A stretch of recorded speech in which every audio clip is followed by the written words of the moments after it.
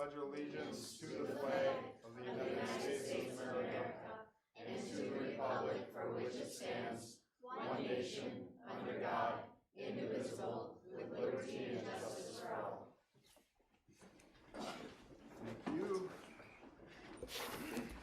Okay, roll call. So all board members are present except for Cindy Hills.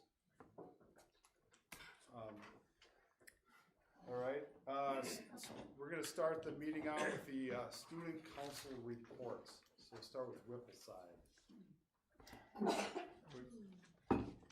We're moving the reports so that the comment section isn't pulling the kids up.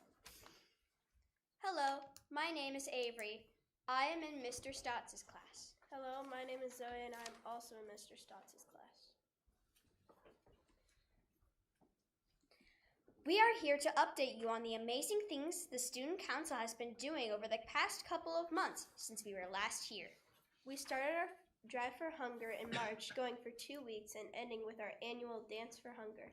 Lakeland PBS was at Rippleside to film and interview our students as they picked up the food and talked about our IUWE movement.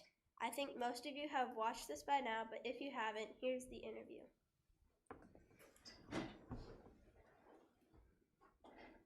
Rippleside Elementary School students are doing what they can to promote mental health in Aiken. Through the I Matter, You Matter, We Matter campaign, the kids are fulfilling a mission to help people realize their worth and push through the rough patches in life. Reporter Miles Walker has the story. The Rippleside Elementary Student Council is pushing back on negativity while trying to show anyone, regardless of age, demographic, or background, can make a difference. The I Matter, You Matter, We Matter campaign is just really talking about how, especially in the more recent years with social media, it's so easy to target somebody online or even physically still. So we just really want to take the negativity away and just really make a positive impact. Rippleside Elementary Student Council Advisor, paraprofessional, and Coach Joshua Smith birthed the I Matter, You Matter, We Matter movement. Now, 5th and 6th grade students are helping spread the word through posters and social media. It comes from a place of every single person needs to know that. They need to know that they matter regardless. We don't know what they're going through, but they need to know that they matter. They matter to somebody. They matter to everybody. And the motto's impact has since extended beyond Rippleside and Aiken, with the school board, police department, and multiple sports teams at the high school each throwing their hands in. You put your thumbs to your chest to say, I matter no matter what problems you're facing, and then you matter, so everybody around you matters, and you can be kind to everybody, and then we matter, as all around the school, the community, we all matter. I matter. There you go. You matter. We matter. Right when I saw the videos that Josh was showing me, how many views it got, that was really crazy. It's more than the population of Aiken. It's going all across Minnesota. The I Matter, You Matter, We Matter campaign is also a way for the students to both learn and understand what others have endured, are currently enduring, and the uncertainties that may trouble them in the future, as the kids believe that empathy is the key towards helping people see that they have a place in this world. Just showing that you care about other people, and even if you have so much going on in your life, you can still show empathy to other people and be like, hey, it's not so great right now, but it can always get better. Reporting in Aiken, Miles Walker, Lakeland News. The Rippleside Student Council also organizes food drives and end-of-the-year barbecue, as well as time to help welcome veterans on Veterans Day.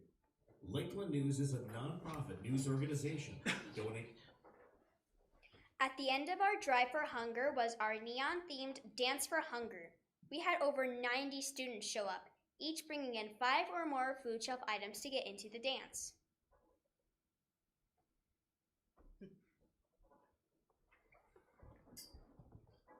Once the 2 weeks were over and the dance food was all boxed up, here are some of the pictures of the total food we have collected. There were 2 different articles printed about the food drive and the dance. This year, the Rippleside Elementary School set an all-time record for the 2-week Drive for Hunger. For 2 weeks, students in kindergarten through 6th grade brought in items for the local food shelf like diapers, canned goods, cereal, and snacks. In all, over 10,000 individual items were brought in. There was a contest between classrooms to see which class could bring in the most items. At the end of the 2 weeks, the first place class would win the food drive trophy and display in their classroom and a pizza party. The second place team would receive a pizza party. In first place this year was Chance Googe's 6th grade class, and for the first time, there was a tie for second place. Jason Long's 5th grade class and Chris Long's 1st grade class will have a joint pizza party this year. In total, Rippleside brought in 3,286 pounds of food. On March 20th, the 5th and 6th grade students at Rippleside Elementary School attended the Dance for Hunger. The cost was 5 food shelf items skinned. In total, 11 boxes of food were filled up with 92 student dancers. During the dance, there was also a kickball tournament and different dance-off challenges. Toby's Concessions helped out. The Gerhardts brought their popcorn machine. Jeff Moosey brought a photo booth. Donna Anderson and Jared McCoy helped with the kickball tournament. And of course, many volunteers helped out to make the dance a huge success. Miss Bree discussed how we measure our food brought in by volume of students.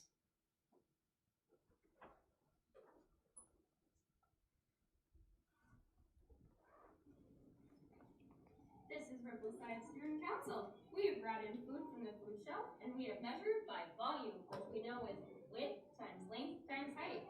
We have half of a student width, height-wise is 1 student, and we have length of 6 students. We are so very proud of all the food that we have brought in and all the donations brought to go to the food drive.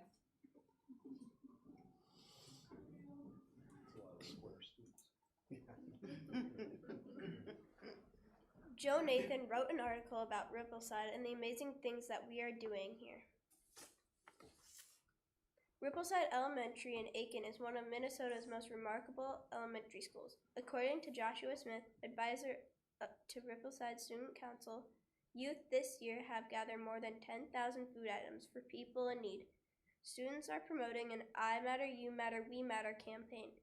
In a recent interview, Thomas, one of the students, explained that the campaign is talking about how in recent years, with social media, it is so easy to target somebody online or even physically. We want to take the negativity away and make a positive impact. Mr. Nathan writes for many different newspapers around Minnesota. These are just a couple newspaper articles that have been written, plus the history of IUW 1 and 2. Upcoming activities are celebrating Admin Professionals Week, Bag Groceries on May 16th, our end-of-year barbecue and award show on the 19th, and the end-of-year rally on the 27th. This is my message to you, Mr. Stifter. On behalf of the Student Council, we would like to thank Mr. Stifter for all his hard work and dedication. It is hard to imagine we are ISD1 without you leading the way, sir. So in my one of my favorite quotes, tell me and I forget, teach me and I remember, involve me and I learn. So thank you for everything that you've done for Aiken, for Rippleside, and for the high school. Thank you. So, any questions for the students here before we take off? Questions, comments? Amazing job. You did a great job. You are remarkable students. Thank you very much. Appreciate you. Phenomenal work. I think you guys deserve a round of applause.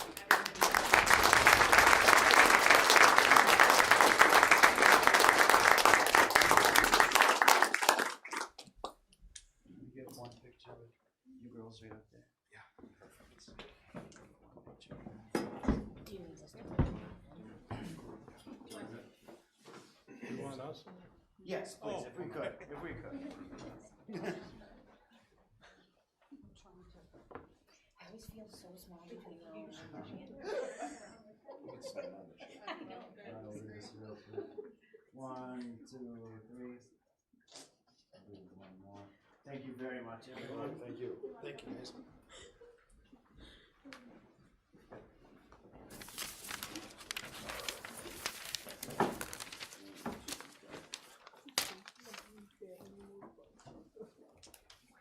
All right, high school.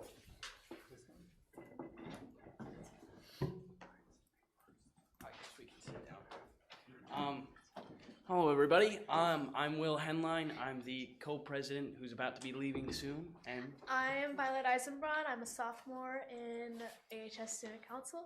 And we don't have much for you. What do we have to report? We did grocery bagging on Saturday this weekend. We did. And do you have the numbers on what we brought in? I don't have the numbers. I have 0 numbers. So if we had Caitlin here, we could probably. If Caitlin was her. here, she would have numbers. She would have everything planned out. But and then we've also got coming up at the end of the year, sort of the last 2 weeks of the school, we're going to be running a little bit of a fundraiser where we have some teachers who have volunteered. We have 6 teachers who have volunteered through grades 9 through 12, I think, right? Yes. I don't have the list. I don't remember all the teachers. I just know that there are some teachers I was surprised that they even volunteered to do it. Yeah, So we got Tetrick and Grader to do it. yeah, we got Tetrick and Grader. What to are they volunteer. doing? Basically we're gonna set up tables at our lunches, and if you pay like I think $1 or like $5, We'll have a jar set out for each teacher. and whatever teacher gets the most money gets like a 5-gallon bucket of water dumped on them at the end of the year pep rally on the seniors' last day of school. And then I Second think we place have is like 1 gallon. water balloons for third and second, and then spray guns for The other fourth, ones. fifth, and sixth. Yeah. So So we have just a it's- fun one to encourage students to see.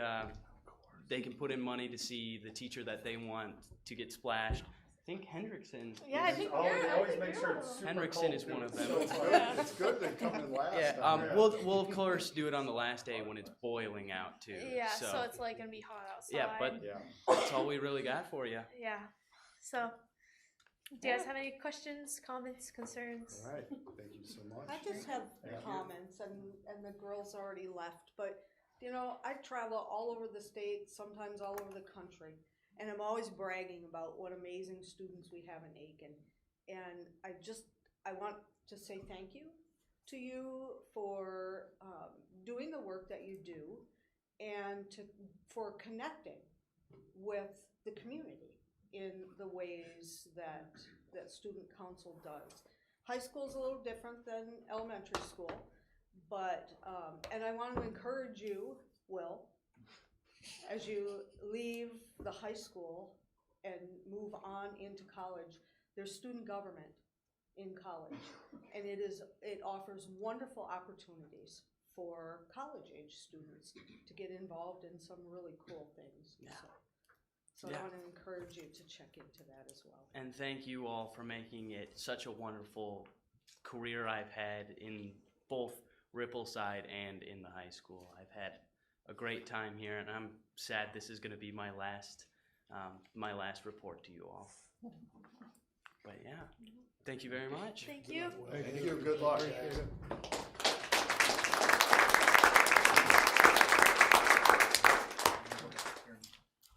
Right, next on the agenda, we have comments from visitors. So comments from visitors must be in relation to Aiken Public Schools and or to agenda items. We recommend that you sign up at the comment table if you wish to speak. You'll be called up in order as listed on the sign-up sheet. When you come forward to comment, please be seated at the comment table, face the board, state your name prior to commenting. Comments will be limited to 5 minutes. The board will not engage in any discussion or debate during this comment session. The board will take the information and find answers as appropriate. As part of board protocol, it is unacceptable for any speaker to slander or engage in character assassination at a public board meeting. All right, so with that, first visitor is Jason Wold. Cassie, are you running the timer?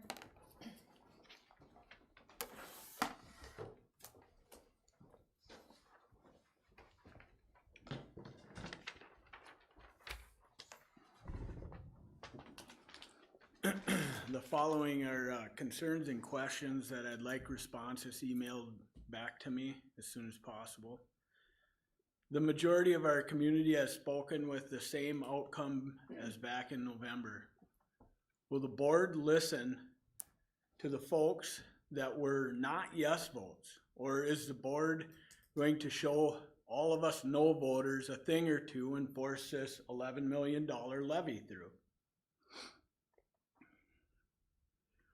We don't have a plan yet for the $11 million levy. And I think with 4 of you I hear are not rerunning and a superintendent on his way out, I don't think it's the right time. The comments that have been made through this process are nothing short of shameful on both sides. However, we have board members telling old board members to touch grass. We got board members that have said, defriend me if you voted one way because you're not going to get to see my kids grow up. Yeah? Yeah. We've also got board members after the no vote that says, I'm just gonna push the $11 million levy through. We'll teach them, right? We can go about this way. It's not the way we should go through. We gotta figure out a way to get this put back together as a community. We got teachers that have had terrible behaviors on social media. I've brought these emails to your attention. I have not got a response to it. Teachers stating that we should avoid certain businesses if we know they're a no vote, or that we're going to keep our kids away from people that are a no vote. That's not fair. Are we not allowed to have our own opinions anymore? We got also teachers telling people on social media that we have drug houses right close to our schools. What's been done about it? Dan, have you talked to anyone on this? Have you called that teacher forward and asked him what he's talking about? Because it's definitely a concern of mine. ICS, you have failed this community by not identifying what our community needs or wants. Please leave. By the way, I also am officially asking for a data request on what we owe them for the last 2 failed referendums. This is done now. They're not a part of anything moving forward at this point, and it needs to be bid out. Let's move forward and figure out how to either build new in town where it makes sense, where we don't have to pay $8 million of infrastructure to get power, water, and sewer out there. There's other options. Remodel with additions. We can do all of that. Let's put together a committee in this community, yes and no votes. Let's do it together and we'll come up with a good plan that everyone can get behind. There's sensible direction we can take this. We just got done listening to the We Matter from our student council, right? About empathy. Like, if we're gonna have empathy and we're gonna have our kids teach that, why are we doing this on social media? It needs to end, both sides. We're better than this. Our community is better than this. It's divided us. Let's do something about it and move forward. Thank you. Jason, you do have to make a formal request for a data request. That cannot count. I will take care of it. Okay. Thank you. Thank you. Next up is John Shute.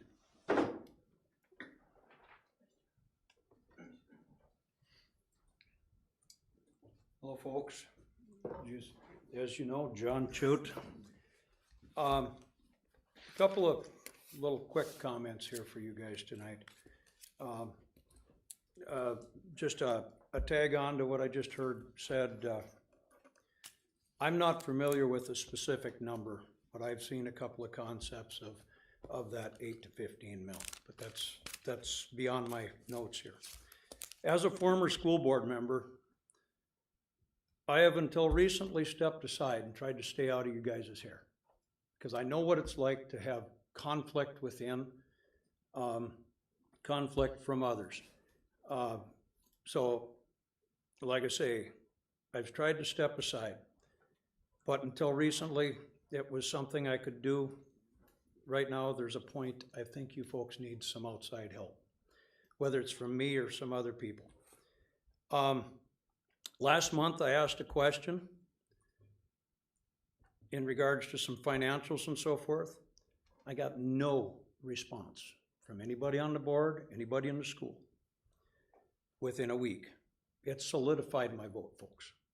It solidified my position that I couldn't get as much as a response. For today, I'd like to touch on a bit of history, which, you know, you guys all know, but it's just a statement. The school's had multiple attempts for new. They have all failed significantly. The closest vote was a excessive at the time remodel, as you should already know this, back 10 plus years ago. It's time for this school, district, leadership, board, whatever we want to call it, to listen to the voters and present a realistic remodel plan. And I really believe if it's a realistic need versus wants, it could likely pass and regain district-wide support. That's what this district needs, is district-wide support. And I think you would have overwhelming support if you come back with something, as I call it, realistic. To approach this, there are many ways to do it. First off, we need to see a different mindset from the school side.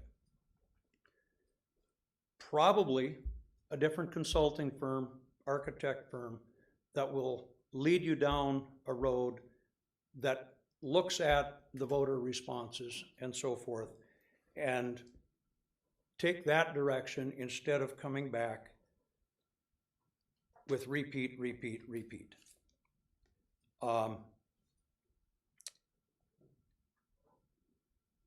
Like I said, one that'll listen to voters. Just looking at my notes here, folks. So with that, I hope you will consider such a thing as I've offered. And yes, my number is on the sheet. My number was available last month. I would be more than happy to share some history and some experience in what we could, you know, maybe focus on a proactive way. So thank you for your time. All right, thank you, John. Next is Jennifer Cummings.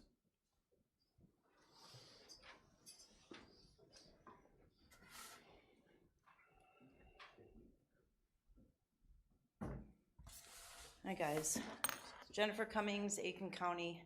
I have 3 topics that I need to address. I'll be as quick as I can.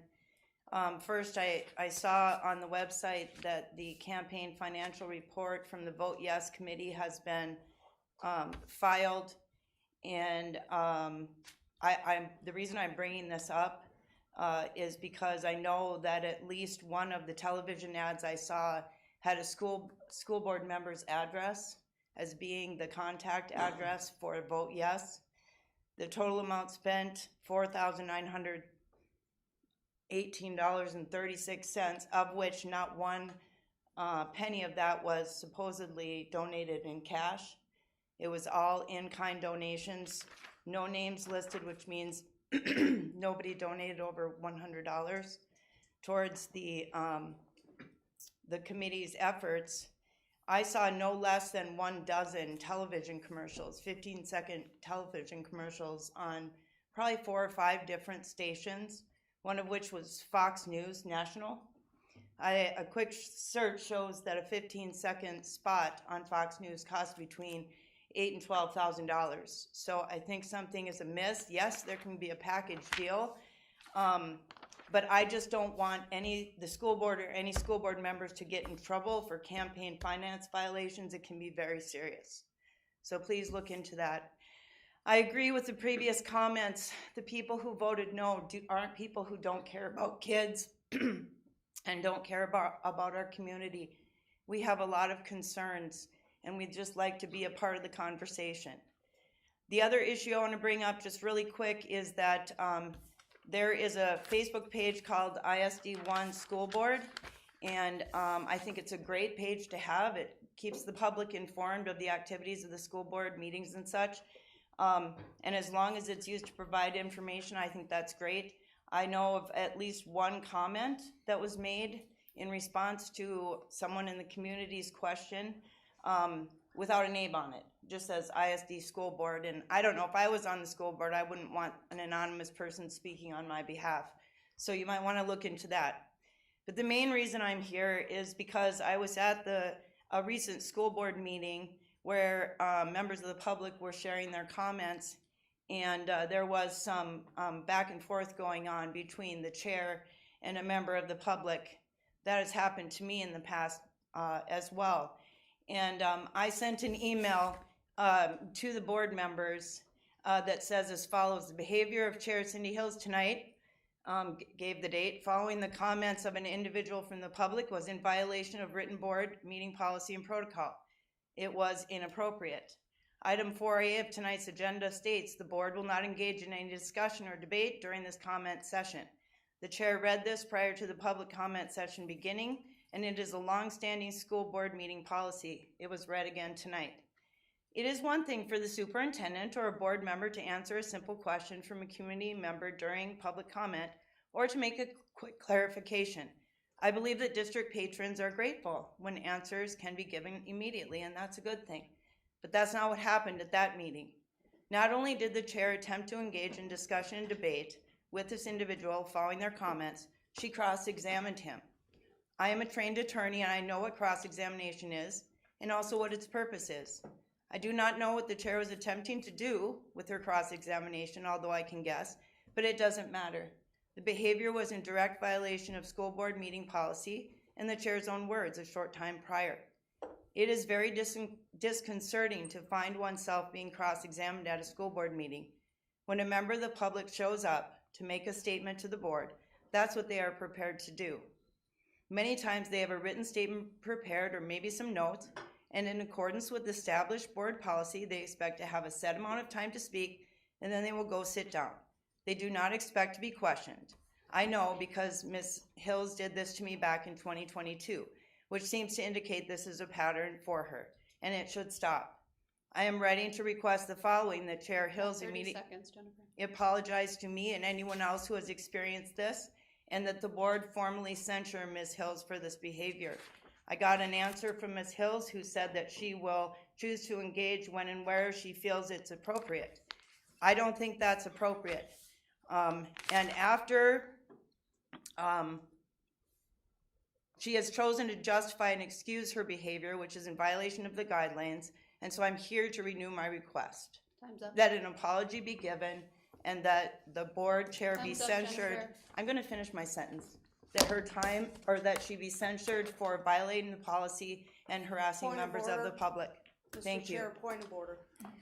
Thank you. All right, next up we have Education Minnesota.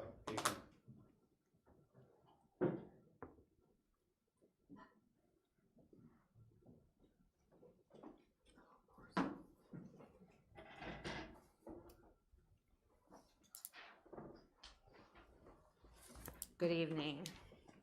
I'm here tonight bringing good old-fashioned thank you notes on behalf of Education Minnesota Aiken teachers. Thank you to Superintendent Dan Stifter and to the entire school board for your efforts in regards to the latest referendum. We know that this was a difficult journey. We wish you renewed focus and strength as you continue to explore options necessary for our students at ISD number 1. Thank you. Thank you.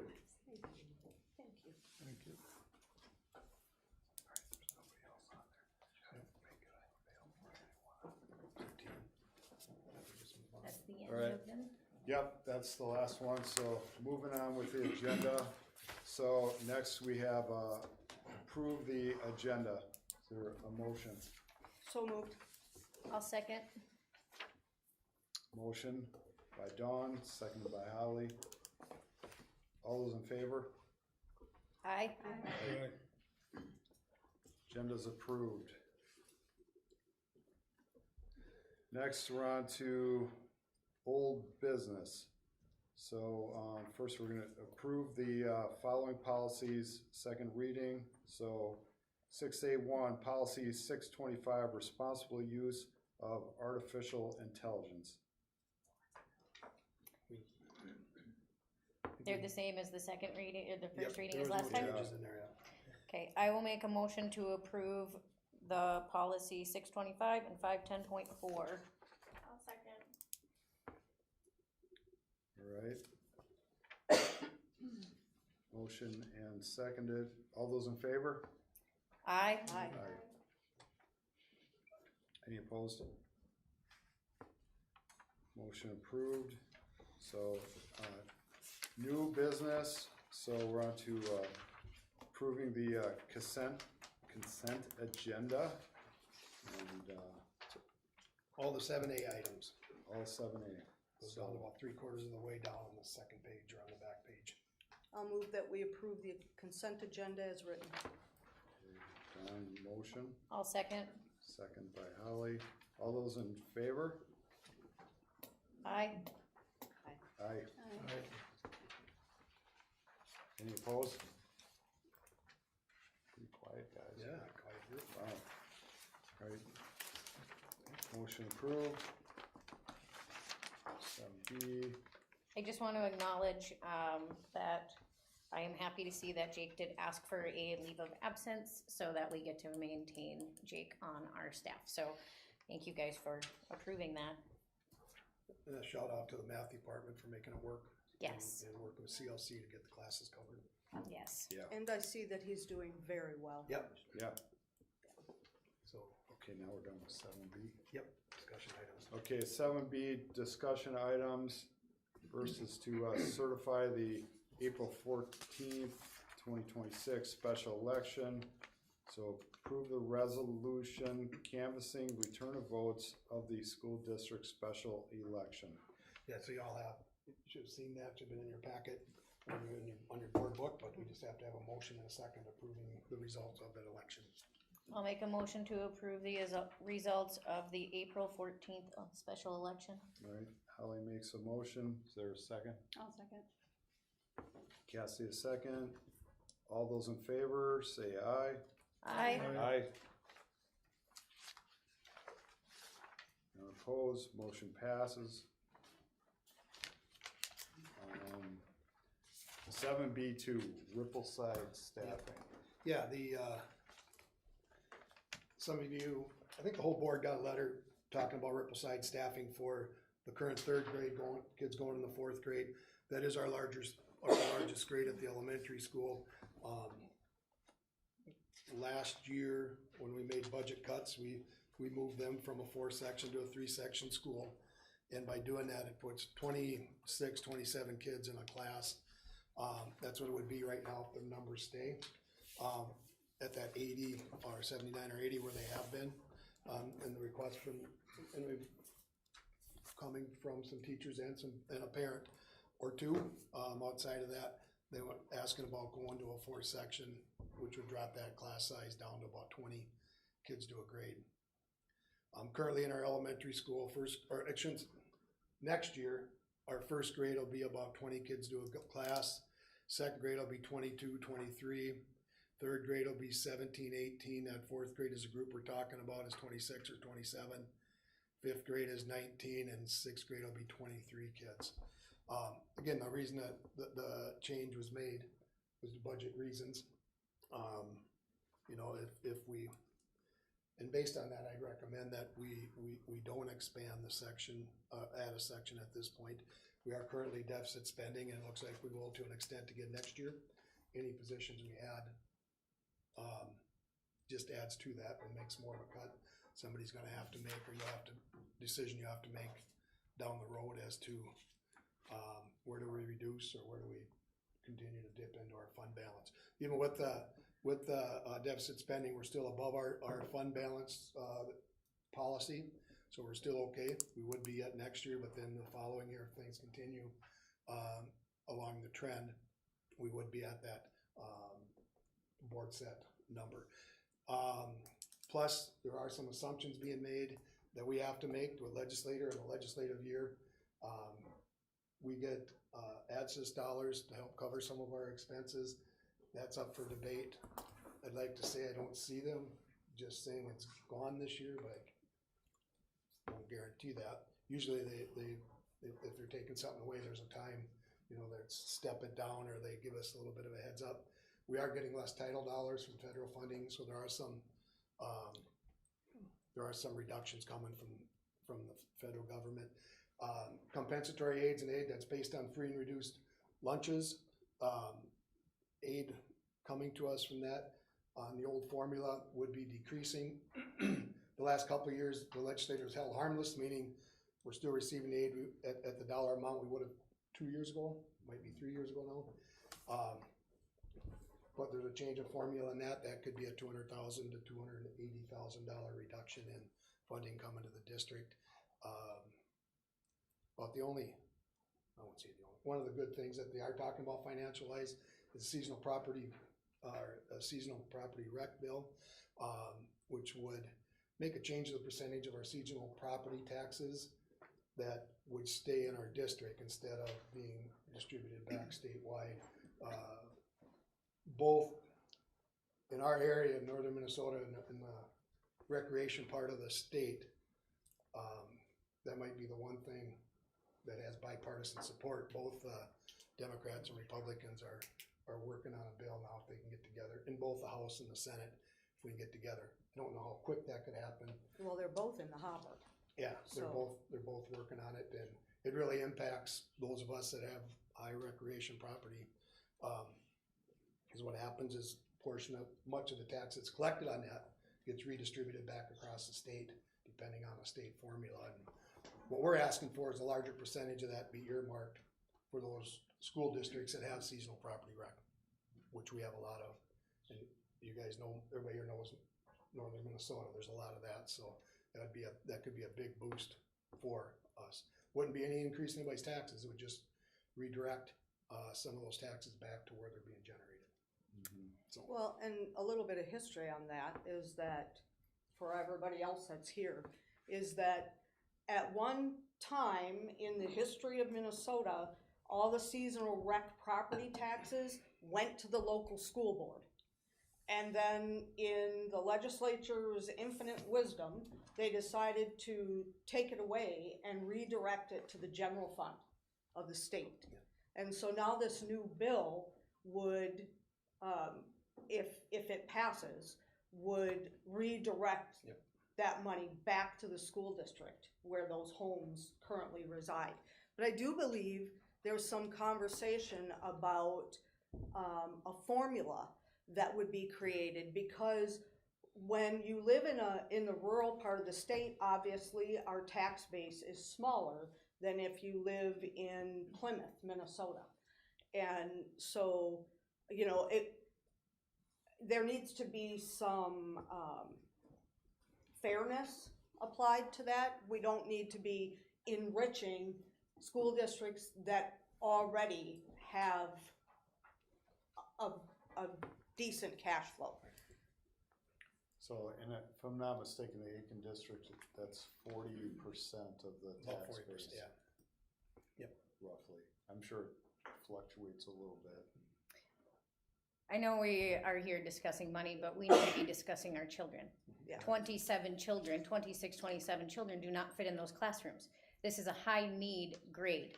I understand that we'll have to make a difficult decision on the other end, but third grade is also a critical year in those kids' education. They learn a lot of their core skills there.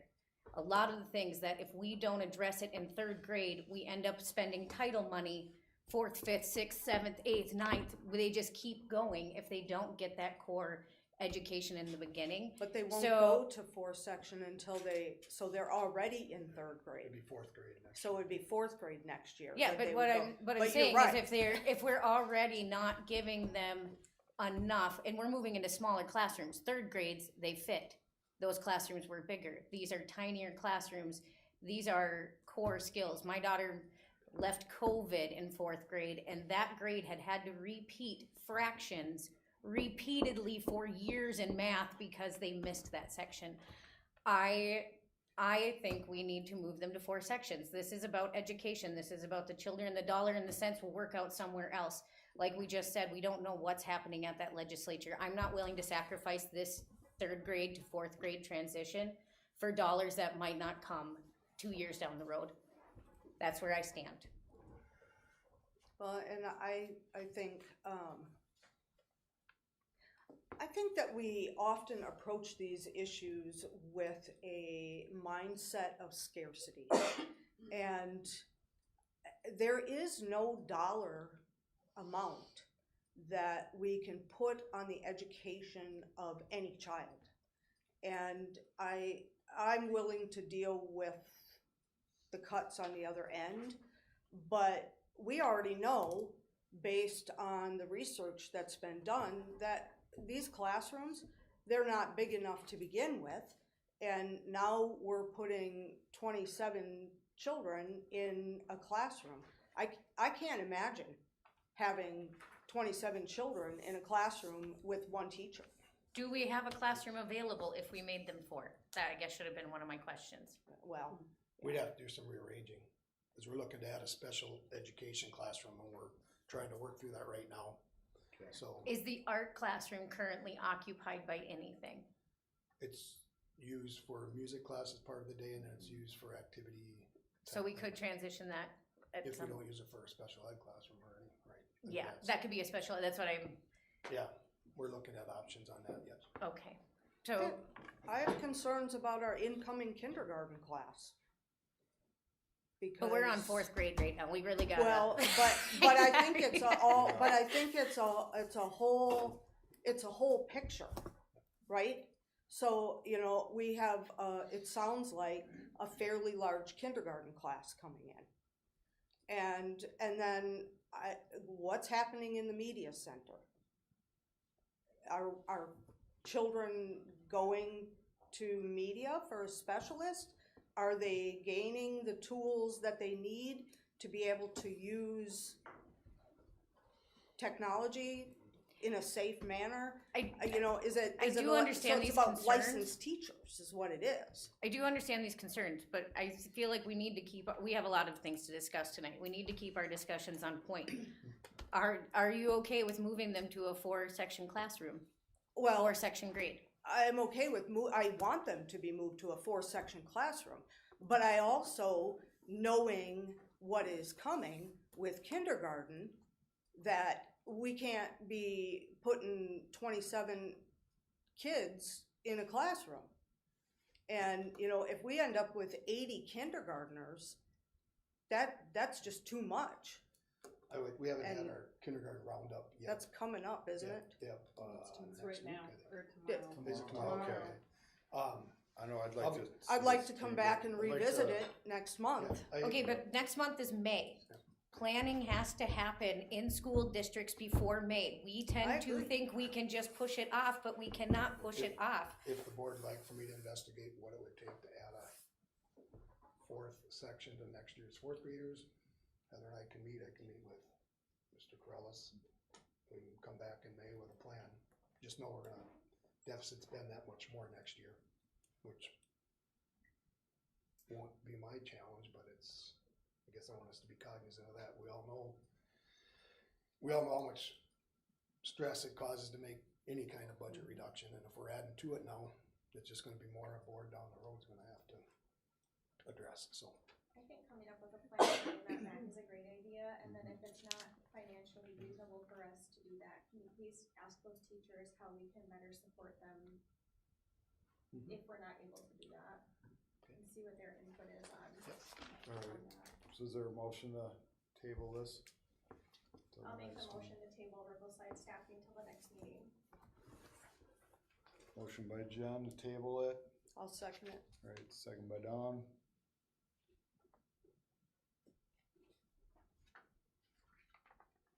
Any more discussion? All right. So all in favor of tabling it? Aye. Aye. I am a nay, so Opposed? so it's in the Alright. record, I am a no. All right. I agree with you, Holly. I want it to move to 4 section 2, but we'll give them some time to come up with a plan and present that. Yeah, I'd like to get more data on what's gonna happen with all the Kindergarten classes and and, Yeah, we'll have kindergarten numbers better. yeah. I'll caution, every year I'm told we're gonna have 80 or 85 kindergartners. One of these years we might, I'd be okay with that, actually. It'd be a good thing to have, so. But we'll find more out tomorrow night, in the next couple of days. Okay, moving on, so we're at 7B3. All right, so we're at a point to where obviously the community has spoken in 3 different elections in the last 10 years that we're not ready to build a new building, a new site. So that's going into shifting gears into another plan and taking a look at what would be our focus points moving forward, whether it's with addressing some of the main needs at Rippleside. I think we've laid those out over the last year and a half.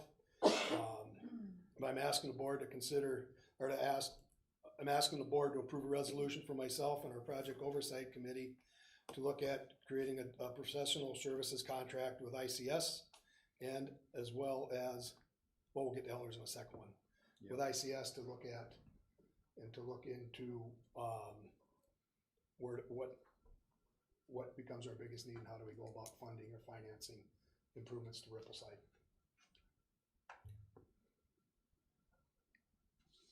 All right, thank you, Dan. So I'd like to ask for a motion to approve Is there a motion? to approve myself and the project oversight committee. I'll make that motion. All right, I'll second it. Polly motion, Dawn seconds. All in favor? Aye. Aye. Discussion. Oh. Any discussion? So during our time here with a couple of community members that have brought up the fact that we should not move forward with ICS. I guess other than failure of the actual referendum, I haven't heard anything concrete as to why we should not. And I'll give you guys a little bit of background on what I've done with our current consultant. So I've had several discussions with people, with contractors, mainly owners of construction companies. I'm not talking to somebody that is working in an area. I'm gonna talk with principals when I deal with this, okay? Because I'm gonna get the information from them as to what it is. I'm gonna look at past projects as to what's happened.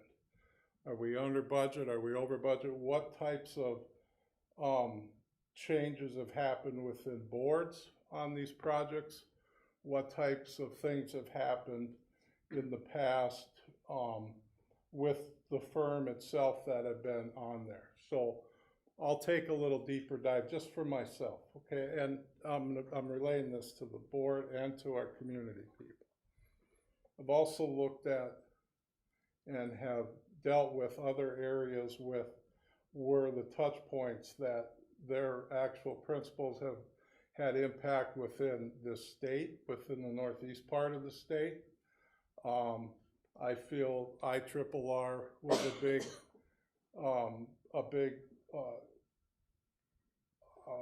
vote that we had on a total across the board, all the way from all the legislators that serve on that advisory board, that give the direction to the IRRR board, or to the IRRR team to move forward. They played a big part into working with that as far as going through that whole process with there. So I've seen, the other thing is, being involved with past projects, not only from a standpoint of very similar scenarios of what we're going through here, right? So there's typically a faction of constituents, which whatever it is, or owners, that are never 100% satisfied with contractors. There's also a fair amount that aren't 100% satisfied with owners' representation, and that can be, and I will tell you one thing, is contractors don't necessarily feel owners' reps are there. They have issues with owners' reps, contractors do, because they're keeping them on task, they're keeping them on budget, they're keeping them on certain areas as to how the project flows, okay? And when I mean projects, this project that we had, you know, it's been a comparison model with dollars amounts that I've actually got to sit in my lifetime and sit down and help design and help actually work through, okay? I don't go out on the job site and work on it. That's not me, okay? I'm trying to work on this thing so we can make a project work, okay? Both on that side from an employee, and I'm always careful what I say is where I do all those things. If there's an ownership standpoint from me and myself on getting involved in stuff, I have been involved in those types of things too.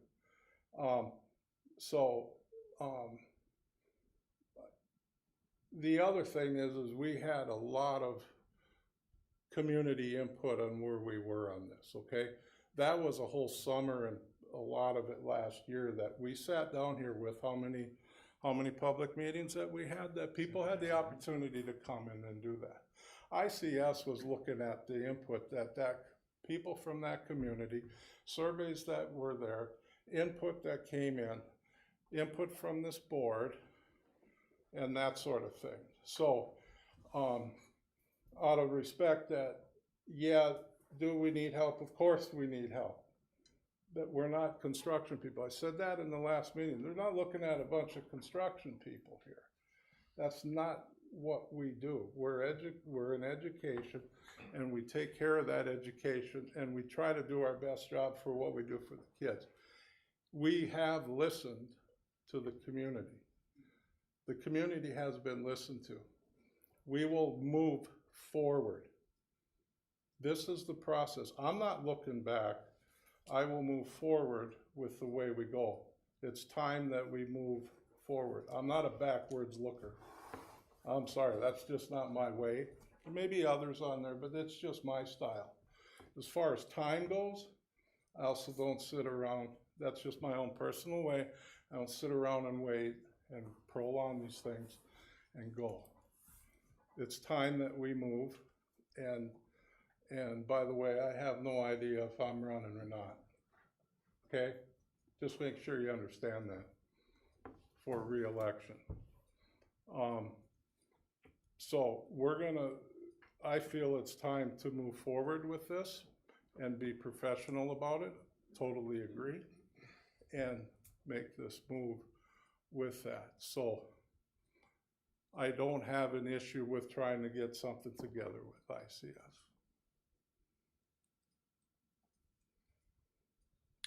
I would More add, discussion? Yeah. I would add that for the public's information, I have checked around the state of Minnesota with different school districts that have used ICS, and I've not heard any complaints from anybody. And I also have the experience of working with ICS over the last 6 years. And, you know, they know our community and they know us. And these referendums, they're not failing by 60%. they're failing by such a small number of votes that our community is literally split in half over the school district. So I refuse to lay the blame for failed referendum at the feet of ICS. And I have appreciated the work that they have done, and I've heard nothing but good things around the state. So I'm perfectly content to vote in favor of this. I agree with you, Dawn and Roland. I think it's foolish to make a change now. We have a history with ICS. It would be a waste of money to start from scratch. And my experience with Jeff and his team has been awesome. They bend over backwards. They make comprehensive plans and presentations.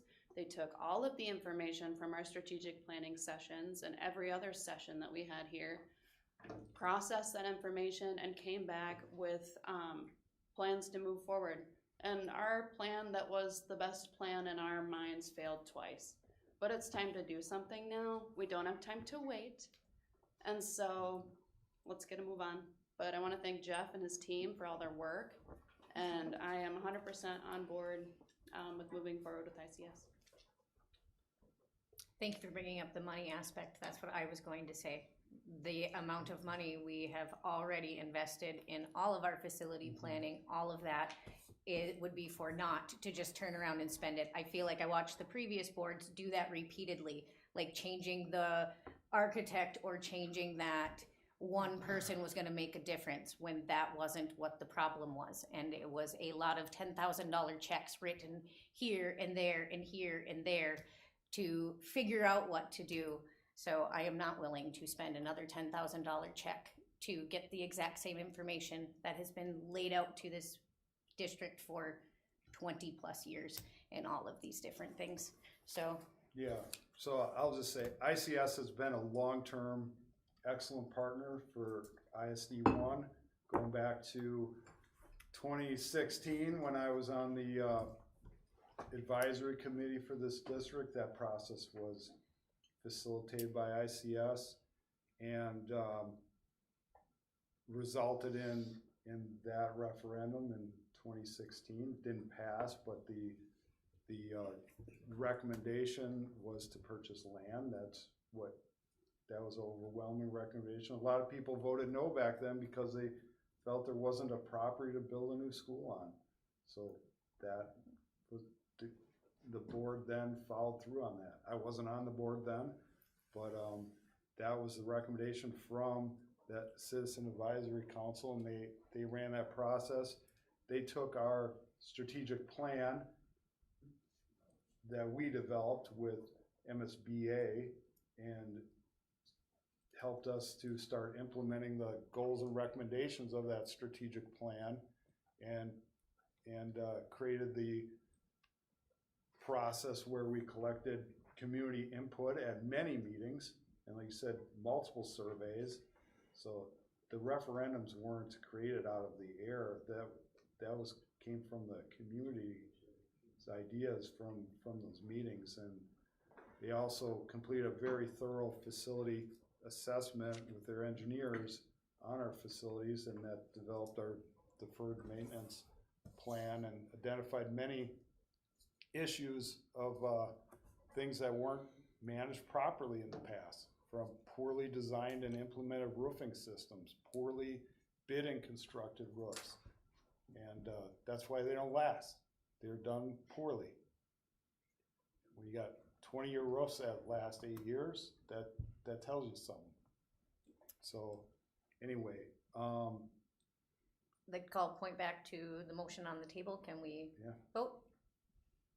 Don, are you still willing to second?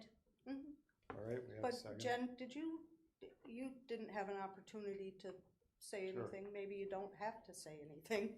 I echo what you guys said. I'm more than pleased with Jeff's team with ICS and would 100% back them moving forward. All right, all in favor? Aye. Any opposed? Vote approved. All right. The next ask is to authorize myself and the project oversight committee to work with Ellers as a financial advisor as we look at the different levy potential opportunities as we start strategically planning what's being fixed or what needs to be addressed on our facilities. I'll make a motion. I'll second it. Is there any discussion? I think Ehlers has proven themselves to be a pretty good partner in looking at the financial picture, especially currently what we're looking at, and as to what things are gonna look like in the future. I don't have a crystal ball, I don't know if anybody does, but the potential of things to actually look worse from that standpoint are real. I would probably bet that financial portions of it are going to be more detrimental to projects like this in the future. And I hope I'm wrong, but I would probably consider myself looking at, and as far as looking at that, as to try to move this thing with that in mind too. So along with everything else, that's a piece of it is really critical for us to be on top of, especially right now. And I've been impressed with them. Yes. Yeah, me too. And, you know, and I don't think we've ever brought up the website between ICS and Ellers and Dan and I don't know, probably many other people, that we have had the most comprehensive website for a school referendum in the state. There's more information on that website than any other school district has ever put out for a referendum. And I think that Dan and ICS and Ellers and probably many other people need to be applauded for that, because it's a lot of work to keep that thing daily updated.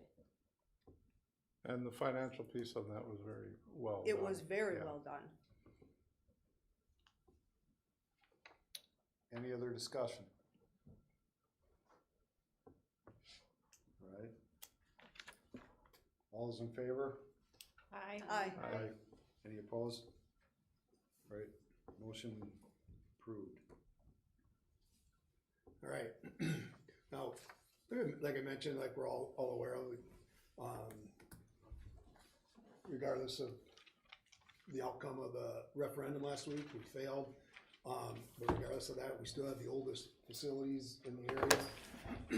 So there is some work. There are some things we need to jump on right away in order to levy or be able to make any major improvements.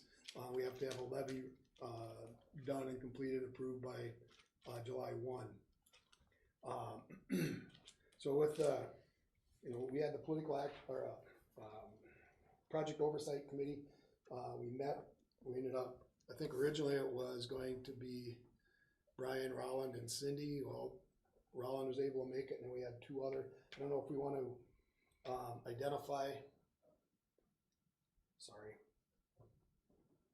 If I go back to the original three that we had on the project oversight, or if you're good with, if I reach out to those three to set a meeting and they can't, come into the other board members to fill in. It seemed to work. That might be a way to keep the entire board in the loop as we do that. Well, and I think that doesn't hold back progress. Well, it doesn't hold back progress, right? Yeah, Yep. yeah, so Yep. just fill a seat if you Okay. need a. So I'll stay Well, with. I would like to just, and don't get this wrong, you two, but I think Brian would be a good addition to that. I think it was you, Brian, and Cindy. That Yeah. Yeah, Oh, you're so the it's original, so original. stay in Yeah. that. Oh, okay. And we'll only Right. fill in if you can't make your Okay, meeting. got it. Because we're on the facility finance committee. That's right. That Okay, way, if I'm one just can't being, make it, I'm we- just, I'll put it out That to way the it rest of doesn't the hold board. us back. If you can't takes a come, while one of us sometimes. can Yeah. Sink in. hop in. I would Got have been there, but I was dealing with the wildfire. I know, just minor. Are you kidding me? This is wildfire. I know. No, This minor. this is All right. So we'll look to have a meeting in the next week. Start looking at some options. a little bit of a schedule that we laid out, or was in the board book, but we're gonna look at having a meeting with the city, as well. Look for some staff admin input, and then, bring a plan back at our May board meeting, and I shouldn't say a plan, bring back where we're at the May board meeting, and look for some input and. Is the city meeting for the approval of the different options of parent and pickup? Yes, parent just to see if there's any, and I haven't tried to schedule that, it's the first, maybe I shouldn't have said that until I had a chance to talk to the city, but I would like to see if they have any thoughts there on what we Yeah. can maybe do different, or if there's anything one waste, I don't know, there might be some options there, so. Well, I mean, if we choose the one where you have to bring the road in on the back, there, I mean, that's like, we can't even have that on our I don't think list we'll if have they that- won't. We won't have that plan ready by July 1. Yeah, but yeah, I no, just mean like, if that's never gonna be an option, then that's something we need to build from too. At the project oversight, we talked about, we had some major roofing issues. It's, Steve Snyder's getting bids basically to do the whole south side, starting with the media center, or excuse me, the art room, all the way up to the children's center.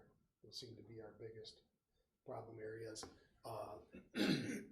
But we also talked about secure entry, secure entry, not a lot of funding for that unless we tap into a safety grant somewhere along the way. What about the windows? We have all those bees that are coming in the windows all the time and the leaking. Yeah, and, the windows on, What about the light East side. fixtures falling out of the window, or falling out of the ceiling? Yeah. but, so we got a lot of different challenges to, take a look at, so I think that'll be, really how do you eat an elephant one bite at a time, so I think that's what we gotta decide, where do we take that first bite? Yeah. And, go from there, so those of you on that project oversight committee, I'll be getting a meeting set up, we'll see if what works and get rolling.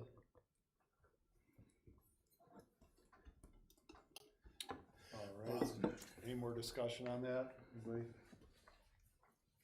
All right. You know, the thing that, just because you mentioned it, Brian, the land that we have out there,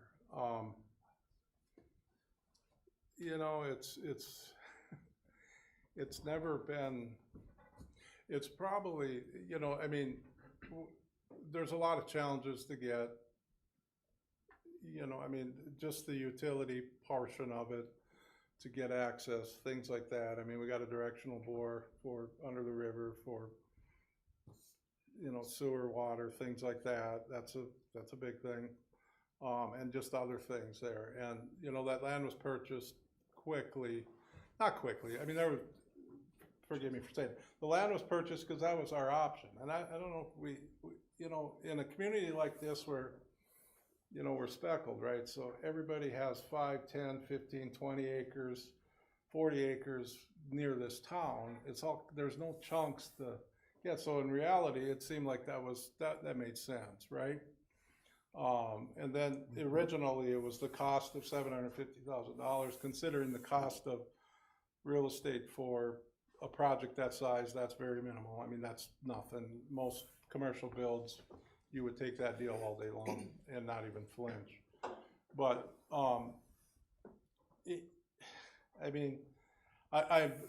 just me personally, the land, I like it staying that size and being natural there. It's a nice piece of land. It could stay that way as far as I'm concerned, but is it something that we have to look at as maybe at least exploring the option of maybe of actually getting that off, selling it. I don't know if, I just open that for discussion, because I think, I've heard it enough out there that, we should just sell the land and move forward, and then put that into the building. But then, are we kicking the can for something down the future if we gotta, if we're gonna build something in the future? I don't know. I wouldn't, I wouldn't bet on anything passing in the future. But at the same time, do we look at doing that? That's where I come up with as a discussion, or my thoughts. I have two thoughts on this. One is that we can we could certainly sell the land and use that to do repairs. But we're not gonna really gain that much, really. If we were an individual person, yeah, that would be a significant revenue that would come into our household.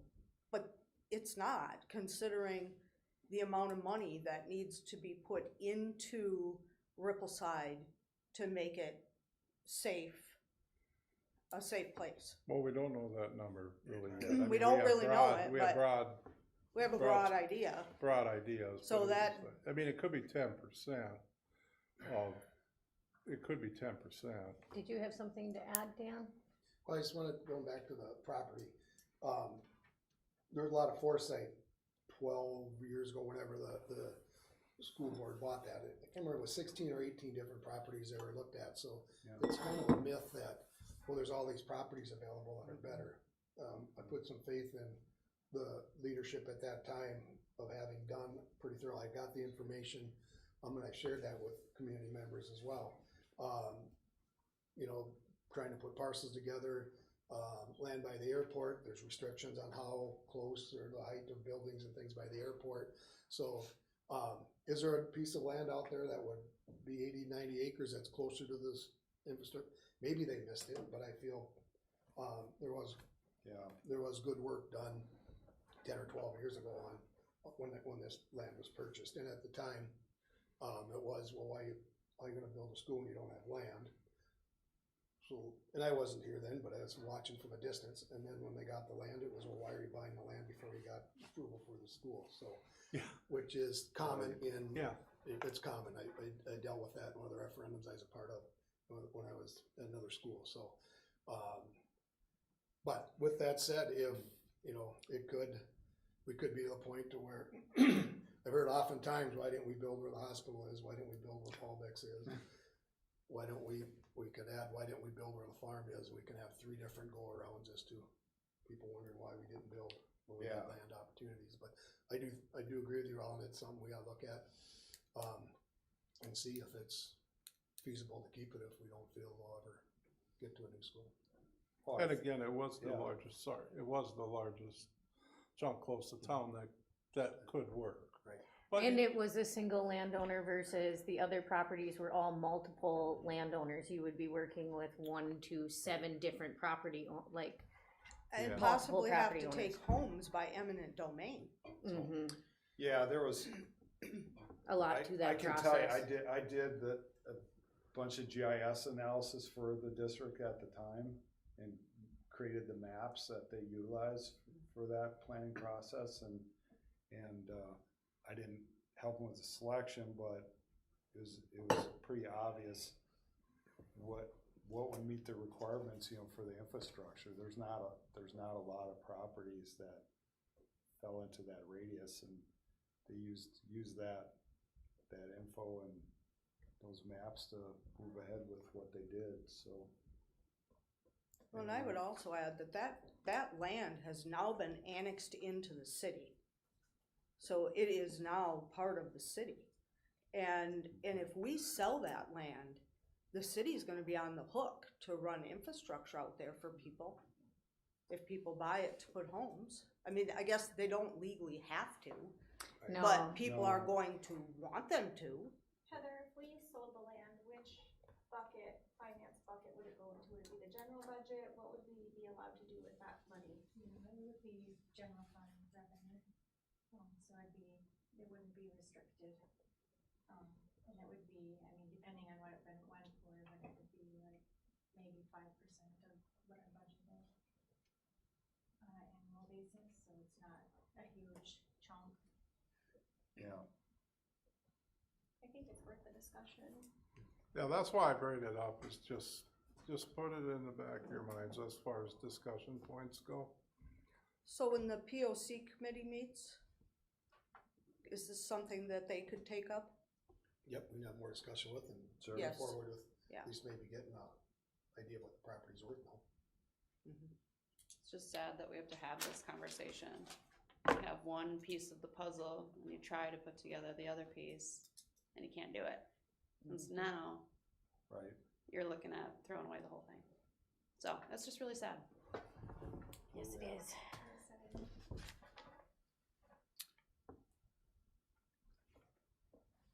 Okay. That's what I got. All right, so now we're on administrative reports. Board member reports, anybody have any? I have one, a Okay. happy one. I got to be in the second grade class today for Mille Lacs Energy. Did the safety presentation. That group was so attentive and so polite, and those 3 teachers worked together to monitor their group, make sure that everybody was exactly where they needed to be. They asked great questions, and I am biased, but also every time I get to go around and do that presentation to schools, the Aiken kids are the best. So I commend those second grade teachers and those kids, and it was a really good day to start a Monday after a not so great week prior. So thank you to those teachers and those kids and those parents. Thank you. Thank you for sharing that. All right, any other board member reports? All right, thank you. So committee reports. So policy committee meeting. We reviewed the wellness policy. There's a copy of that attached. Just the first reading of that. That'll come back after, in May for a second reading. All right, now we're on to principals reports. I guess that's me. That's you. All right. On Thursday, March 26th, the high school staff visited American Peak Technology on a field trip. And we learned how we could partner together for class field trips and different internships. They gave us a tour. They broke us up into small groups, and we learned about their future expansion project and their vision, their chemistry labs that they're building, and just their various product lines. We were given a special bag of their peat soil, vegetable fertilizer, and then 4 staff won a box of their whiskey. So it was a great day. It was really a great day. They get on the bus and they're a little grumbly, and they're like, one of Lisa's great ideas, we're going on a field trip somewhere, load up on the bus, but by the time we left, they were laughing and having a good time, so it was good. It was good. They indulged me a little. On Thursday, April 9th, Gobbler Knowledge Bowl participants went and competed, and if you've never been to a Knowledge Bowl competition, it was fantastic. These kids are sitting there at this table, and they're, writing down their answer, and then they're tapping the buzzer as soon as they even get 2 words out of the sentence, and I'm like, how would you even know what the answer is? You don't even know what the question is. But it was fantastic, and it was just so fun to watch them collaborate and celebrate and be okay if they didn't get it, and it was just a great opportunity to watch 2 of our teams, and they won 2nd and 3rd place, and so that was even better. Our 2 teams sat, one on each side of Boston, in the middle, and so they were all together in one room at the end, competing, and so it was just really fun. So if you never get the opportunity to go, you have to, because it's just a great experience. State Econ Challenge was last week in April. 82 teams of students were challenged in a series of tests in microeconomics, macroeconomics, and international economics and current events, and the 4 students representing the school, along with Mr. Miller, competed, and it was just a great day for them too. They had a really good time, and that was at the University of Minnesota. And then the 11th and 12th grade homeroom representatives chose Mr. Grams for this March Staff of the Month. The students said they just had to have him because he just, all these kids nominated him and said he just has to have it before he retires again at the end of the year. So they were very thankful that he was able to step in and take over for Mr. Merrill. Mr. Merrill's out, and so they just thought that he deserved it. He came in, he agreed to do this. And so, they were very thankful for him. Mrs. James on April 10th last week took a group of students to Engineering Day held on the campus of Minnesota North Itasca in Grand Rapids. And that was a great opportunity for several students to go and explore different engineering opportunities. Today, FFA competed at the state convention, so I haven't heard how they did yet today.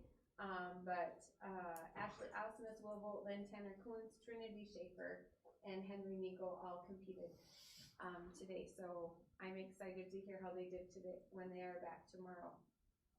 April 9th, 7th and 8th graders attended the annual St. Cloud State Math Contest.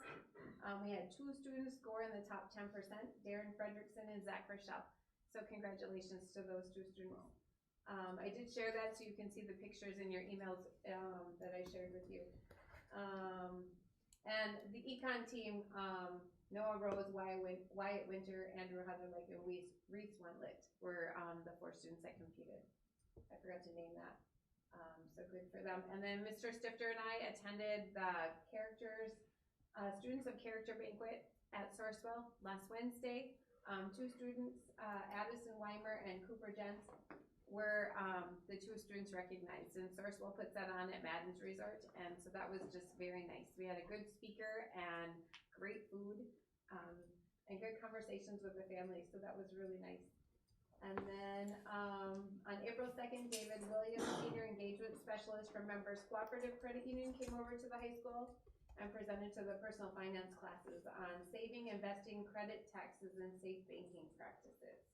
And so then in May, we will have the Mad Money simulation again for juniors and seniors, where community members, Mid-Minnesota Credit Union kind of puts it on, and they find different community members that are helping kids. They get a portfolio with a name, a job, and what they make for the year. And so then kids have to go and find insurance, what kind of car they're gonna buy, then the insurance for the car, what kind of housing they're gonna live in, and kind of just set up their own budget based on what they have for a job. And so it's a really good experience where they have to go to different tables and buy things, and then they realize they're out of money, so then they have to go trade things in. Because they can't really afford the car that they want or the insurance that goes with that. So then, so it's a really good interactive experience for kids on budgeting. So that's all I have. And I was just gonna add one thing, because I forgot to add it to the agenda, but we did have Sullivan's message here on April 8th, which we got a lot of really good feedback. The kids really enjoyed that. It was all kind of stories instead of being told how to act. And we had a smaller showing for the evening one, but there's a lot of great messages. Kids really did enjoy that, and we were very thankful to have them here. It was a great message. Lisa, maybe I missed it, Lisa, but the economics challenge, they finished second in the state They competition. finished second, yep. So, wow. Yep, so Yeah. congratulations. We have to them. great kids, very intelligent Fantastic. kids, super fun to watch. So very proud of them and very thankful for the staff that are willing to be the advisors and coaches for them. All right, community ed, Nedra. The action's at the printer. It should hit your mailbox May 1st. Youth and philanthropy, we approved funding for 5 youth grants for a total of up to $3,138 that was in the board book. Total funded grants for 25-26 school year was $6,538. And I'm planning a field trip with that group of kids for Wednesday, May 9th. Kids Club registration for summer will open May 1st. That's about all I got.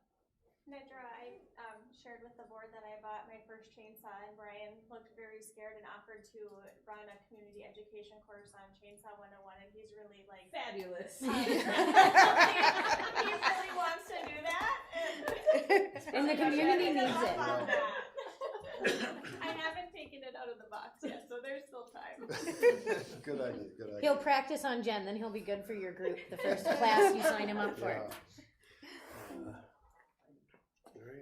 All right, superintendent report. Yeah, I don't have much of what I had. I've already talked about, but you know, we do the enrollment every week, every month, and we are up, what was it, 6 kids from in March we were up 6 kids from February.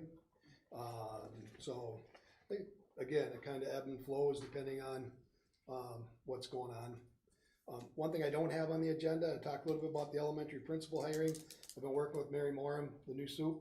We're gonna set up interviews on the 29th and 30th. I think she sent out, or was gonna send out an email to those staff members and, who have contacted us and said they wanted to be a part of the interview. We're gonna set up 3 groups of interviews, so it'd be 3 different groups. The candidates will rotate through those groups. The plan is to interview 6 candidates, 3 each evening on the 29th and 3 again on the 30th. Our staff members have come forward to volunteer, and again, she's putting together groups for the interview process. The position closes tomorrow. This afternoon, we had 14 completed applications at this point, so good number of candidates for that. I did forward the information on to Ms. Moran. She's reviewing that, and I'll stay tuned. I'll get back to you as, or she'll get back to you. Somebody will get back to you as we get closer to having those interviews. So. Let's see on that, we need 3 board members. We have 3 board members, yep. That wanna participate in the interviews those days. I think 3 of you responded that could work for you, but just go ahead and respond if you're still interested. So. I don't remember seeing an email about that. Yeah. That was probably 2 I'm unavailable. So. What's that? That email went out about 2 or 3 weeks ago. Yeah, it was. Anyway, but if you're interested in being a part of that, board members, let me know.